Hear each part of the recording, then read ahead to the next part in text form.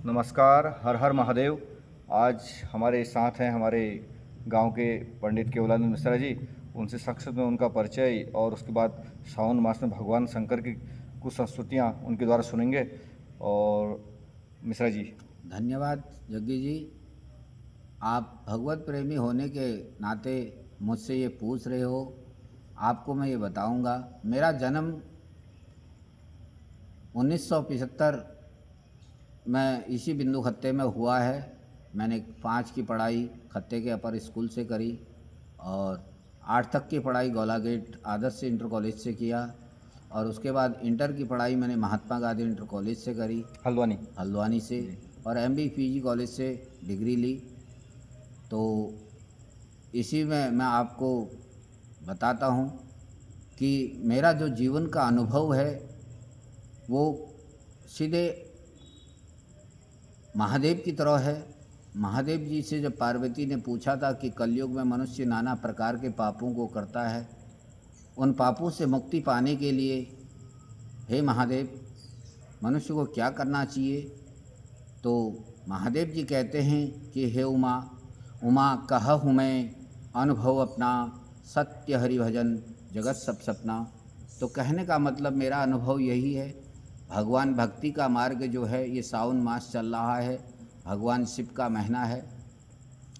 और जब रावण जैसे महान योद्धा भगवान शिव के भक्त थे और रावण को सारी शक्तियाँ भगवान शिव ने प्रदान कर दी थी और नारद के कहने पर उसने उस शक्ति का परीक्षा लेनी चाहिए और स्वयं कैलाश को उठा करके लंका ले जाने की सोची, तो तब भगवान शंकर ने उसका अहंकार को चूर्ण करने के लिए कैलाश पर्वत को अपने बुरीठी अंगूठी से दबा दिया।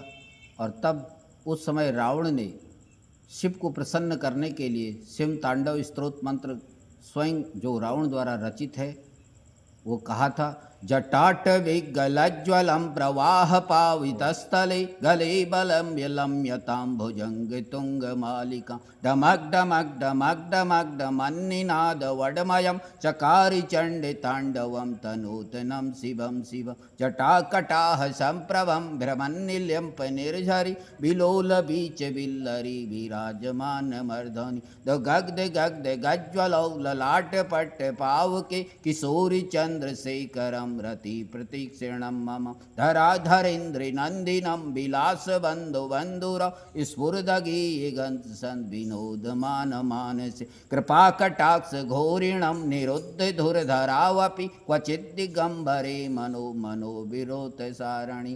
कहने का मतलब है उसने शिव की स्तुति करी और शिव को फिर प्रसन्न किया। तब रावण ने शिव से कहा था कि हे भगवान, मैंने तो नारद के कहने पर ऐसा किया है, मुझे क्या पता था कि ऐसा हो जाएगा। तो तब भगवान शंकर ने उससे कहा था कि मैं तुझे अपना ज्योतिर्लिंग और चंद्रहास खड्ग प्रदान करता हूँ जिससे तू अजयी हो जाएगा। तो चंद्रहास उस समय रावण को भगवान शिव ने वरदान रूप में दी थी और रावण को ज्योतिर्लिंग अपना दिया था, जो ज्योतिर्लिंग से ले जाने से पहले रावण से कहा था कि हे रावण, इसको अगर रास्ते में तुम कहीं पर लग दोगे ये तुमसे फिर नहीं उठेगा।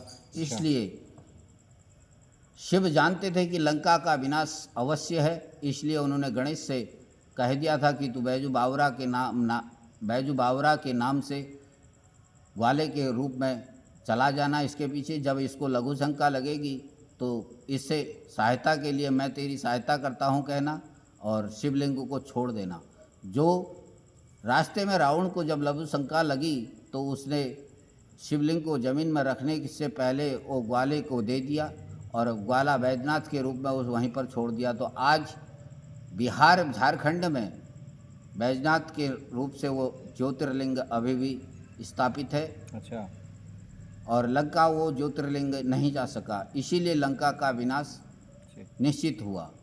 तो कहने का मतलब यह है, अच्छे वरदान जब प्राप्त भगवान के द्वारा मनुष्य को हो जाते हैं, अगर वरदान उसको मिल जाते हैं तो उनका दुरुपयोग कभी नहीं करना चाहिए और अपने अहंकार को हमेशा त्याग देना चाहिए। काम, क्रोध, लोभ, मोह, ये 4 चीज़ें जो मनुष्य की चोर हैं, यही मनुष्य को नरक की तरफ धकेलती है। काम क्रोध मद लोभ स्वभाव नाथ नरक के पंथ।